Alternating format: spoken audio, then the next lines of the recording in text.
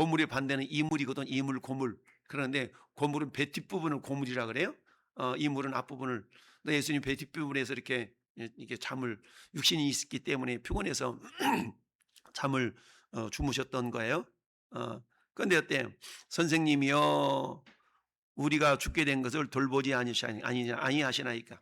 지금 제자들한테는 예수님이 주님이 아직 아니야. 주님 이래야 되는데 선생님이 하고 있던 거예요.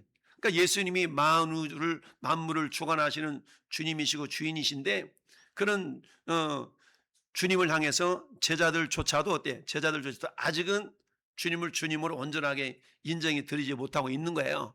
아까 우리 전재욱 성도님이 자꾸 이렇게 성경 공부 잠깐 하면서 그런 고백을 해요. 아직은 사랑합니다. 이런 단어가 굉장히 그 뭡니까? 탁살 돋는 그런 용어인 거예요. 그래서 10계명을 쭉 얘기하면서 1계명부터 4계명까지는 하나님을 향한 계명인데, 우상 섬기지 말고 신 섬기지 말고, 요거 안식일 기억하고, 망령길 끊지 말고, 요 모든 것들 낱낱이 지키려고 하면 어렵다. 한 가지만 하면 되나? 사랑하면 된다. 5계명부터 10계명까지도 마찬가지. 부모를 공경하고 살인하지 말고 도둑질하지 말고 쭉 이런 것들도 역시 마찬가지. 이웃을 사랑하면 다 지키게 된다. 할렐루야. 그랬더니 그래서 사랑하라는 거에 다 포함되어 있군요 라고 이렇게 인정을 하던데, 그렇죠. 그러니까 예수님이 만유의 주인이시고 모든 걸 주관하시는 그런 분이라는 것을 제자들이 아직은 이렇게 믿음을 확 와닿지가 않는 거예요. 그게 와닿아야만이 주님 이렇게 하면서 우리 주님이 우리 함께하고 있는데 설마 우리가 죽으랴 이런 마음이 갔는데, 아직은 선생님인가 선생님 니다스 칼로스라는 말인데요. 니다스 칼로스. 그러니까 아직은 선생님인 거야. 그러니까 선생님이 내 생명 책임지고 그러진 않잖아요. 그런 이제 그런 상태인데, 자, 오늘 언어 사색과 Q&A 말씀 묵상. 그래서 오늘 세 개의 단어를 또 한번 보는데요. 세 개 단어. 첫 번째는 깨우다라는 단어인데, 깨우다. 넘어가 버렸다. 자, 깨우다. 38절 말씀 보니까 고물에서 베개를 베고 주무시던 제자들이 깨우며 이르되, 깨웠다는 얘기죠. 깨우다라는 말은 여러분 기억해도 기억 안 해도 상관없는데 한번 읽어볼까요? 에게이로라는 단어인데, 이게 일어나다, 깨우다, 선동하다, 건축하다 이런 의미예요. 그러니까 제자들이 고물에서 주무시는 예수님을 흔들어 깨우는 걸 행위를 말하는데, 이 단어는 성경에서 단순히 잠에서 깨어나는 것뿐만 아니라 죽은 자 가운데서 다시 살아나다, 부활에 대한 그런 의미를 사용할 때 이 에게이로라는 단어가 많이 사용되었어요. 그래서 이게 그런 의미가 있는데, 예수님이 저기서 보니까, 자, 제자들은 당장 육신의 죽음을 면하려고 예수님을 거칠게 육신적으로 에게이로 깼지만, 근데 예수님은 장차 인류가 마주한 가장 처절한 죽음의 풍랑을 온몸으로 받아내시고 3일 만에 사망 권세를 깨뜨리시고 영원히 뭐 했어요? 에게이로 부활하신 거예요. 할렐루야. 그때 이 부활을 사용할 때도 에게이로라는 단어를 사용하신다. 그래서 우리가 위기 속에서 주님을 부를 때에 주님은 단순히 당장의 문제 해결을 넘어서서 우리를 영원한 영적 죽음에서 깨우시는 부활의 주님이심을 우리가 기억할 수 있어야 된다. 할렐루야. 그러니까 주님의 일어서심은, 이게 우리가 여기서 그냥 잠자다가 일어섰다는 그때도 에게이로지만, 주님의 진정한 일어서심은 죽으시고 부활하실 때, 그 주님의 부활하심은 우리의 부활의 첫 열매가 되셨잖아요. 그러니까 우리 어떤 상황 가운데서 나는 죽어도 다시 산다 라는 그런 부활의 확신을 우리에게 주시기 위해서 에게이로라는 단어가 사용이 됐다.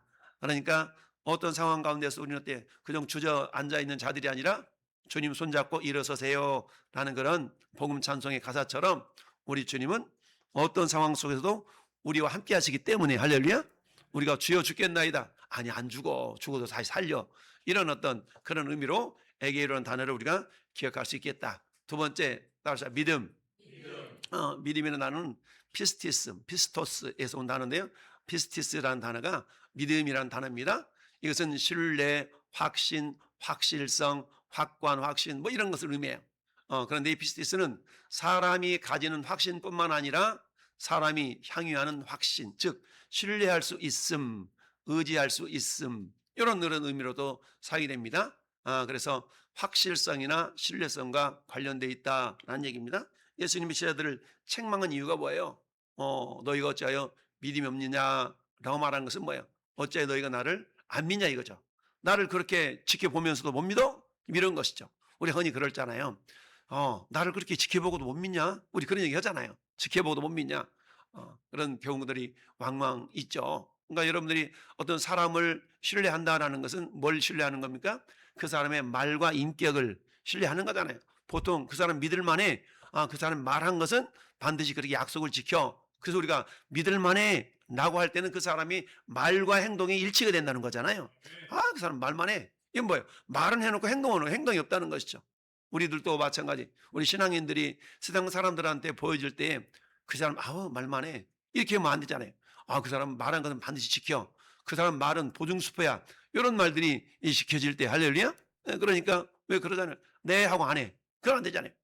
네 하고 안 하는 것이 아니라 네 했으면 반드시 하려고 하는 그런 몸부림이 있어야 그럴 때 그 사람 피스티스 믿을 만한 사람이야 라고 이 얘기할 수가 있다는 얘기입니다. 그래서 여기는 자, 성경이 말하는 믿음이라는 것은 단순히 지적인 동의를 말하는 게 아니에요. 지적으로 동의하는 걸 말하는 거 아닙니다.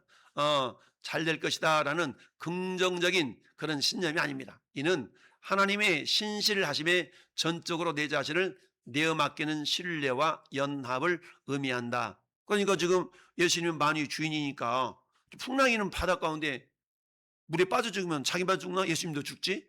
그점 예수님은 풍랑도 다스릴 수 있는 그런 전능한 하나님이시기 때문에 비록 설령 위험한 지경이 있어도 주님이 함께하고 있기 때문에 우리가 안전할 거야 라고 그걸 내어 맡겨드리는 이런 상태가 믿음이라는 그런 거란 얘기죠. 할렐루야. 근데 우리 마찬가지 우리는 오늘 다양한 풍랑을 만날 수가 있다고 그랬죠. 재정적인 풍랑, 건강의 풍랑, 관계의 풍랑, 신앙의 풍랑 이런 다양한 풍랑이 우리에게 없을 수가 없어요. 있다는 얘기입니다. 이 세상 자체가 불안전하기 때문에 심지어 내가 목사를 할지라도 내가 장로를 할지라도 그런 풍랑들은 다 있어요. 중요한 것은 그런 풍랑을 맞이하는 우리의 태도가 다른 것이죠. 믿음이 부족한 사람은 죽겠나이다 이런 거고 좀 믿음 있는 사람은 주님 언제 이것 빨리 끝내시려고 그러세요 라고 우리가 이렇게 딛고 일어설 수 있는 그런 어떤 신앙의 관점이 다를 수가 있는데요. 자, 이처럼 하나님께는 전적으로 우리 자신을 주님께 내어 맡겨드릴 수 있는 이런 상태가 믿음 있는 상태다라고 말할 수 있는 겁니다. 제자들이 배에 예수님을 모시고도 두려웠던 이유는 뭐라고요? 예수님이 누구이신지에 대한 피스티스, 믿음이 없었기 때문이다라는 얘기입니다. 할렐루야. 그래서 믿음이라는 것은 참된 믿음은 읽어봅시다. 시작.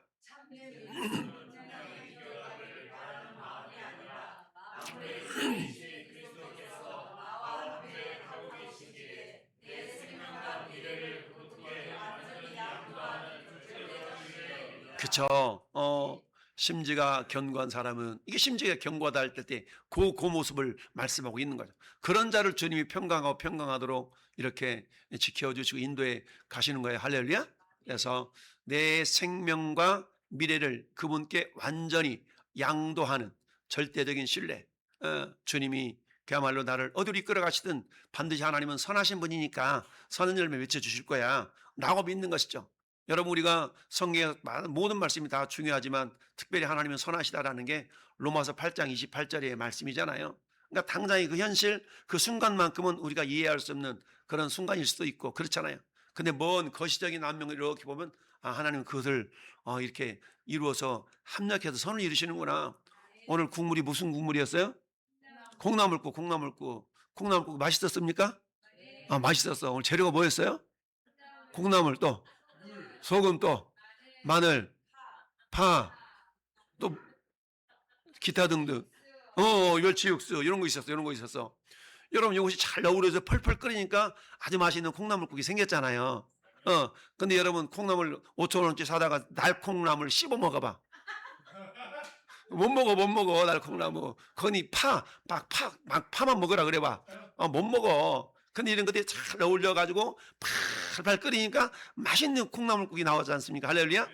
우리 인생이 그렇다는 얘기죠. 우리 인생이 어느 한 시점에서 왜 하나님 나한테 날콩나물을 씹어 먹으라고 이렇게 주셨대? 우리 그러잖아요. 왜 하나님 나한테 팔을 씹어 먹으라고 주셨대? 이러잖아요.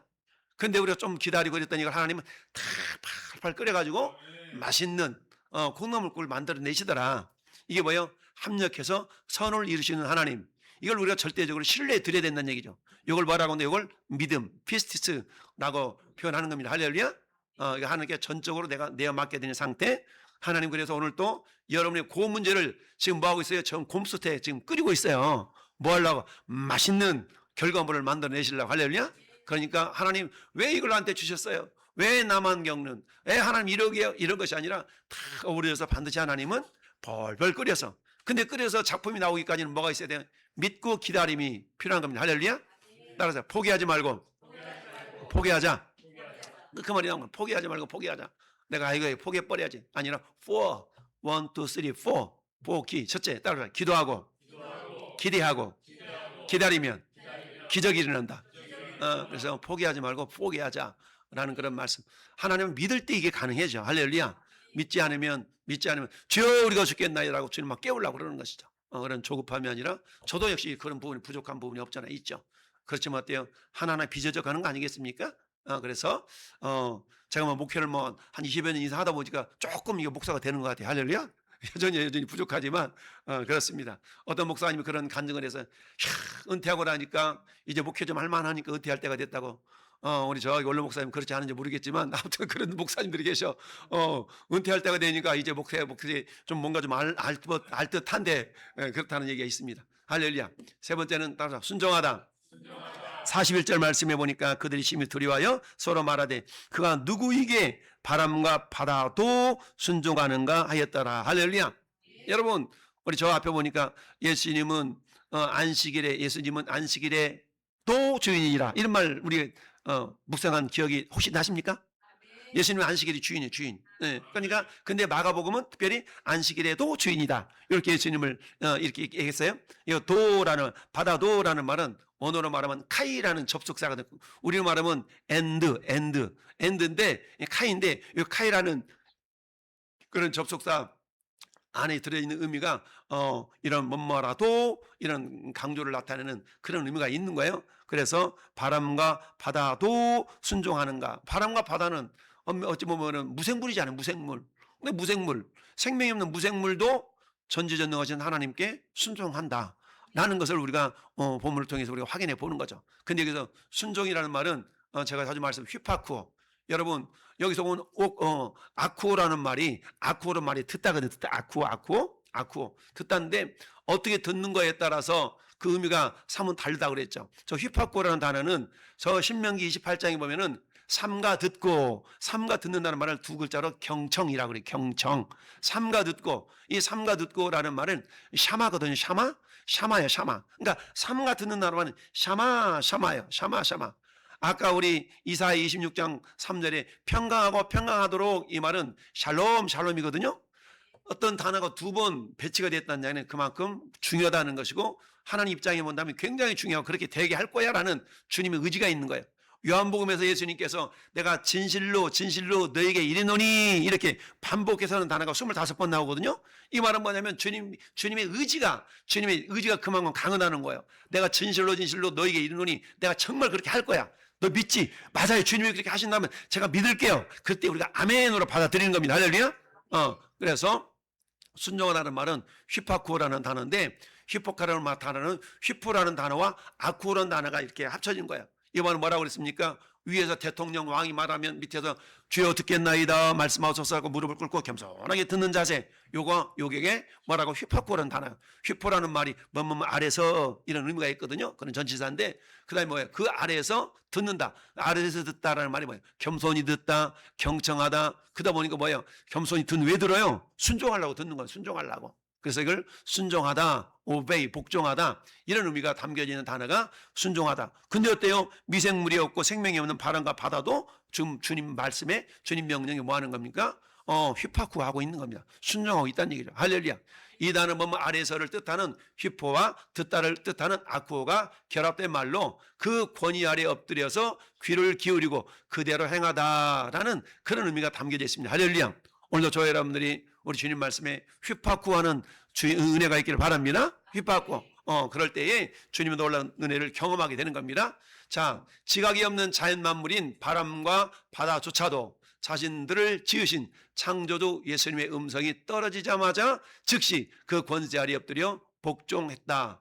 만물도 주님의 음성에 이토록 온전히 복종하는데 하물며 영적인 백성인 우리가 주님 말씀 아래서 귀를 기울이지 않고 내 생각과 내 고집을 피우고 있지는 않은지 돌아볼 수 있어야 됩니다. 할렐루야. 그래서 오늘 바람과 바다도 순종하는 거, 근데 우리는 왜 못하고 있지? 이 지금 제자들이 스스로가 이렇게 고백하고 있는 겁니다. 이런 의미를 우리가 기억하면서 한 주간 동안 주님, 나는 주님 말씀하시면 내가 휘파구하겠나이다. 할렐루야.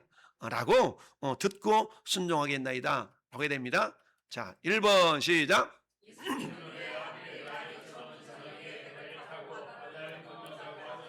예, 오전에 잠깐 말씀드렸었죠. 왜 낮에 가지 아니고 밤에 이렇게 주님이 제자들한테 건너가자고 그랬을까? 그것은 이런 의미가 있다. 시작.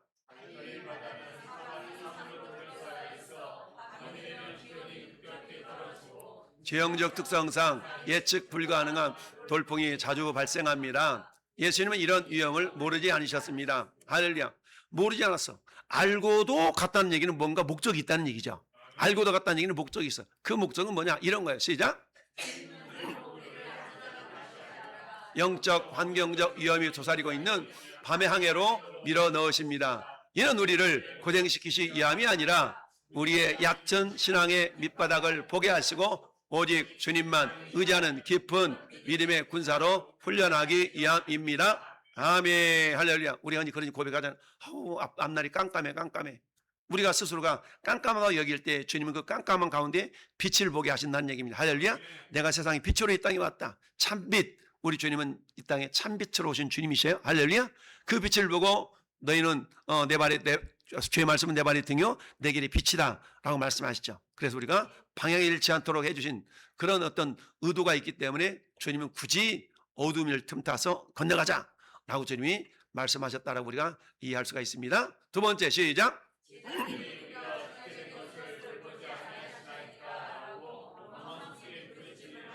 예, 38절 보니까 왜 우리를 안구해 주세요? 이렇게 한 이유가 뭐라냐? 제자들은 시작. 제자들은 갈릴리 바다에서 평생 뼈갈군 어부들이었습니다. 그들은 처음에는 자신들의 기술과 경험으로 배를 제어했을 것입니다.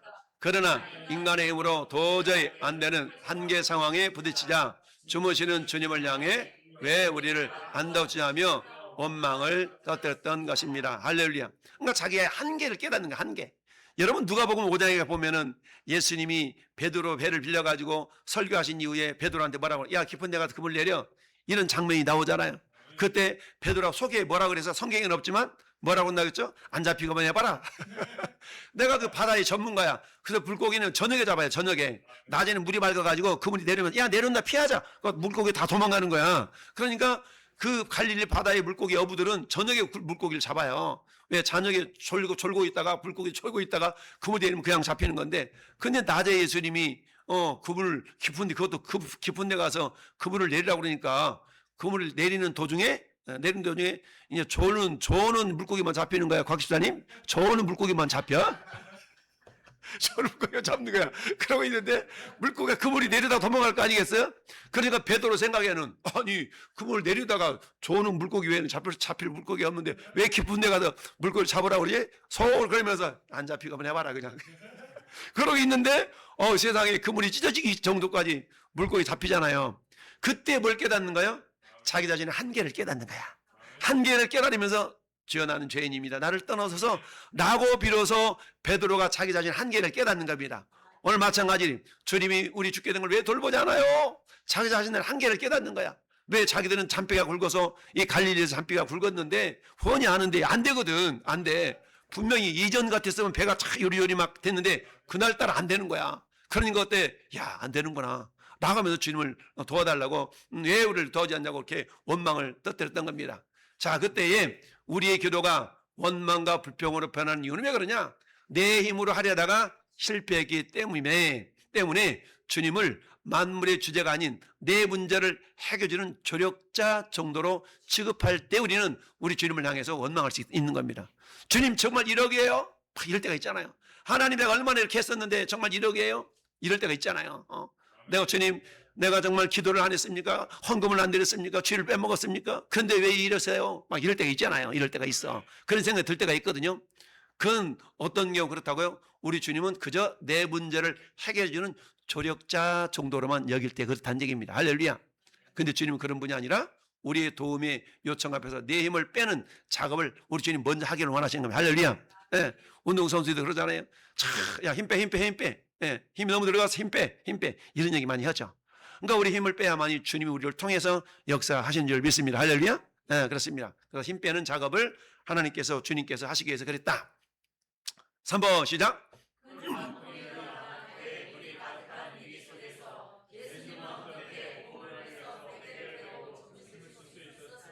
어떻게 주님은 이렇게 주무실 수 있을까? 그야말로 제자들은 살기 위해서 사투를 벌이고 있었는데 예수님은 파도와 파도 소리와 비바람 속에도 깊은 평안한 가운데 잠을 주무실 수가 있을까? 왜 그래요? 그 주인이니까 그런 거지. 주인이니까. 시작. 예수님은 주무심은 육체적 피로 때문이기도 하지만 본질적으로는 만물을 다스리신 하나님 아버지에 대한 온전한 신뢰와 평안을 보여줍니다. 거친 환경이 우리를 삼킬 것처럼 소란스러워서라 내 삶의 주권을 온전히 폭풍 속에서도 초자연적인 평안을 누릴 수 있음을 몸소 보여주신 것입니다. 아멘. 그래서 내 영혼 평안해, 내 영혼 평안해 라는 그런 찬송도 나올 수 있는 이유가 그렇다라는 얘기입니다. 할렐루야. 내 삶의 주권을 하나님께 온전히 내어 맡긴 자는 어떤 풍랑 속에서도 어때요? 평안을 유지시켜 나갈 수가 있다. 한 주간 동안 여러분 어떤 문제 때문에 그야말로 어떤 재정에 또는 건강에 관계에 신앙에 그런 풍랑이 우리한테 몰아오고 닥칠 수가 있거든요. 그럴 때 어때? 우리가 두려워 떠는 자들이 아니라 그것마저도 주님께 내어 맡겨 드림으로 주님을 온전히 신뢰해서 주님이 해결하실 거 우리가 목도하면서 야 주님이 역시 주님이시군요 라고 주님께 영광 돌리는 그런 믿음의 권속도 되시길 바랍니다. 4번 시작.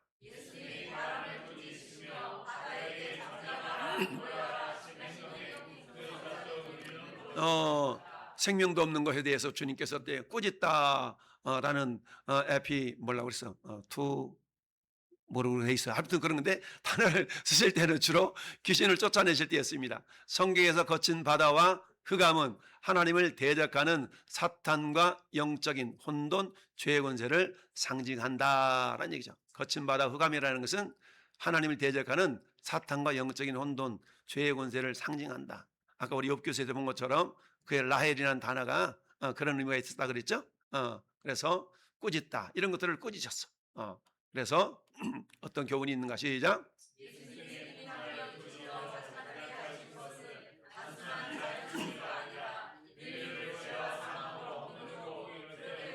사탄의 세력을 결박하시는 구속주로서의 신적 권세를 선포하신 것입니다.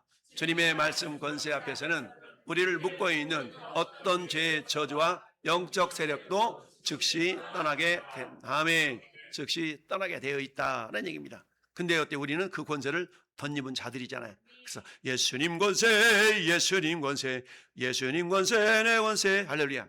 이게 우리가 부르고 있죠. 그게 예수 이름의 권세인 줄 믿습니다. 자, 5번 시작.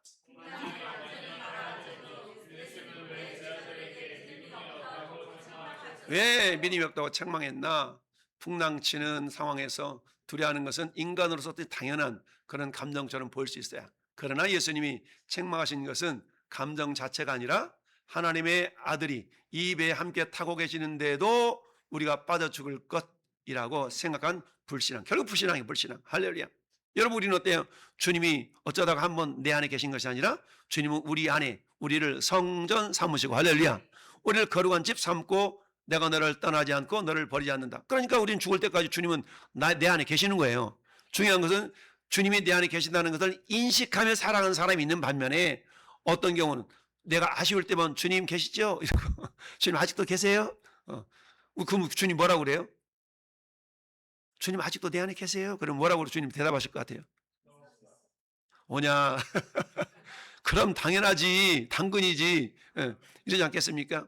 야, 나는 너를 떠난 적도 없고 너를 버린 적도 없는데 너가 나를 이렇게 무시하고 살지 않냐? 이렇게 주님이 그러실 수도 있어요. 그러니까 하나님 아들이 배에 함께 타고 계시는데도 우리가 빠져 죽을 것이라고 생각한 불신앙이다라는 얘기죠. 우리 예수님은 우리 인생의 배에 여전히 나와 함께 하시는데요. 자, 신앙의 크기는 풍랑이 없는 환경에서 증명되는 것이 아닙니다. 풍랑이 치는 한복판에서 우리 신앙의 크기가 결정이 돼요. 할렐루야. 주님이 내 삶의 배에 함께 계신다면 그 배는 결코 침몰하지 않는다는 사실을 믿는 것이 진짜 믿음이다. 그래서 환경의 크기보다 주님의 임재가 더 크게 보여야 된다. 할렐루야. 그렇죠? 우리 주님은 어떤 상황보다 더 크시잖아요. 그러니까 다윗이 골리앗을 물리칠 때 그런 거 아니겠어요? 너는 칼과 창과 단창으로 나한테 나아오거니와 나는 만군의 여호와 이름, 네가 모욕하는 만군의 여호와 이름으로 나간다. 그러니까 다윗한테는 자기가 함께 하시는 하나님이 앞에 있는 어떤 큰 적보다 더 크심을 믿었기 때문에 나가 싸울 수 있었던 겁니다. 할렐루야. 그래서 주님의 임재를 더 크게 볼 수 있어야 된다. 여러분의 신앙이 평상시에는 검정띠야, 검정띠. 근데 위기를 만나면 흰띠로 이렇게 떨어지면 안 되잖아요. 그건 어떤 검정띠에 그건 일본 말로 말하면 뭐 한 거야? 야매라고, 야매. 도구만 그런 검정띠면 안 되잖아요. 속도 검정해야 돼, 검정. 그래서 우리 그런 얘기를 합니다. 우리 신앙이 사과 가운데 홍옥이라는 사과에 홍옥이라는 사과. 홍옥이라는 사과는 겉은 빨개. 딱 짜게면 속은 하얘. 예. 그래서 우리는 홍옥 같은 신앙이 아니고 뭐 같아요? 잘 익은 토마토 같은 신앙이 돼. 토마토는 겉도 빨갛고 속도 빨갛잖아요. 이런 어떤 신앙이 돼야 돼. 그러니까 어떤 사람이 보니까 평상시에는 막 믿음이 막 아주 껌덩 뛴 것 같아. 근데 위기만 만나면 팍 자빠져가지고 안 일어나라고 그러는데 됐어, 난 아닌가 봐 막 이래버리는 그 사람은 어때? 당신은 홍옥 같은 신앙인이군요. 겉은 빨간 데 속은 하얘. 예, 겉은 검정띠 내 속이 흰띠야. 이러면 안 되잖아요. 겉도 검정띠 속도 검정띠 이렇게 되지 않겠습니까? 할렐루야. 예. 엔터. 자, 기적을 목도한 제자들이 심히 두려워하며 서로 말한 이유는 무엇이며 이 두려움은 이전의 두려움과 어떻게 다를까요? 두려움, 죽을까 봐 두려웠어. 그런 두려움도 있었어요. 근데 주님이 풍랑을 잠잠케 하니까 세상 이런 분이야? 라는 그런 두려움. 그 두려움의 차이가 있는 거예요. 시작. 제자들은 처음에는 자신들을 삼키려 하는 풍랑과 죽음이 무서워서 두려워했습니다. 세상적인 두려움이었죠. 그러나 말씀 한마디에 바다가 즉시 평정되는 것을 보고 그 말씀의 주인공이신 예수님을 향해 압도적인 거룩한 두려움, 즉 경외감을 느끼게 되었습니다. 할렐루야. 이 경외감을 포보스라고 그러는데 헬라어로 하여튼 그런 두려움을 느끼게 됐다는 얘기죠. 그래서 주님 우리에게 경외, 두렵고 떨리는 마음으로 섬길 것을 말씀하고 있는 겁니다. 그래서 이 모습을 통해서 우리 주신 교훈이 뭐냐? 그래서 참된 은혜는 세상에 대한 무서움을 하나님을 향한 거룩한 경외함으로 바꿔놓는 것이 참된 은혜다. 할렐루야.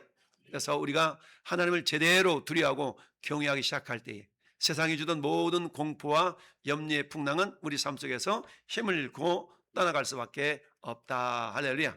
자, 7번 시작.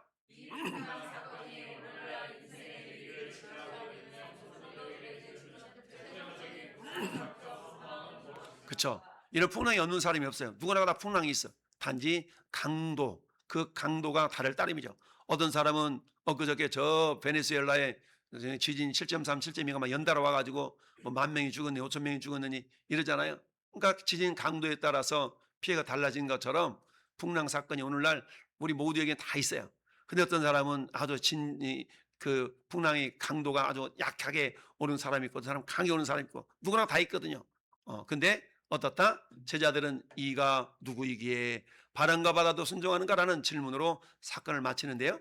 이 사건의 목적은 단순히 예수님이 파도를 멈추셨다가 아니라 시작. 이분이 바로 구약에 예언된 온 우주의 창조주시요 우리를 죄에서 구원하신 메시아라는 사실을 계시하는 데 있습니다. 아멘. 할렐루야. 성경은 누구에 대한 책이라고 그랬어요?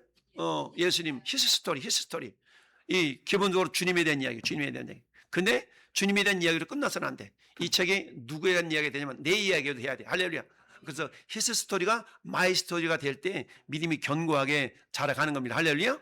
그래서 어때요? 제자들이 그랬대. 제자들이 그런 걸 나 무슨 상관이야. 그게 내 이야기가 돼야 되지.